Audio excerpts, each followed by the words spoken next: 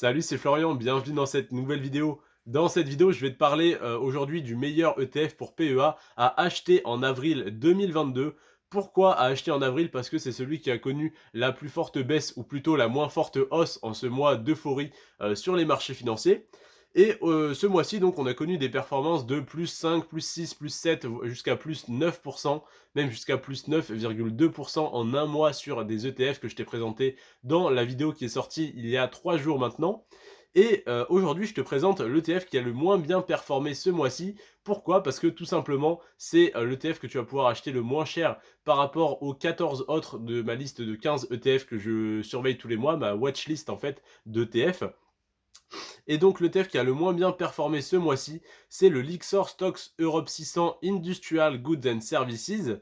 C'est donc un ETF qui a fait moins 0,2% ce mois-ci, donc tout simplement il a stagné ce mois-ci. Et pourquoi je te dis que c'est la moins bonne performance? Eh bien parce que c'est le seul qui est dans le rouge, entre guillemets, à moins 0,2. On peut pas vraiment dire qu'il soit dans le rouge, mais en tout cas il a stagné pendant un mois avec une très légère baisse de quelques centimes d'euros.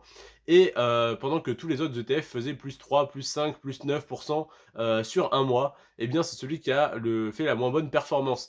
Et pour autant, c'est loin d'être le moins bon ETF que tu puisses détenir parce que sur 10 ans, il a fait la performance tout à fait honorable de plus 161%. Ce qui veut dire un rendement moyen de 16,1% par an si tu revends au bout de 10 ans. Donc si tu avais acheté il y a 10 ans et que tu revendais aujourd'hui, tu aurais fait plus 16,1% par an en moyenne.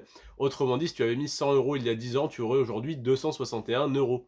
Voilà, donc pour cet ETF, c'est je t'ai pas détaillé, mais en gros, Industrial Goods and Services. Le nom de l'ETF, c'est tout simplement les biens et services du secteur de l'industrie. Donc voilà, c'est tout simplement la production de machines, etc. Donc ce secteur a moins bien performé que les autres ce mois-ci.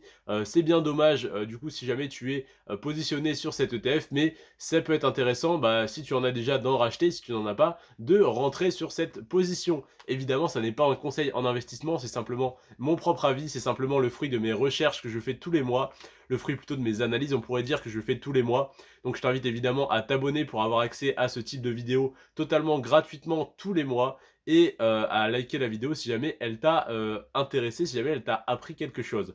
Je te remercie en tout cas d'avoir regardé cette vidéo en entier. Prends soin de toi et de tes finances. Ciao.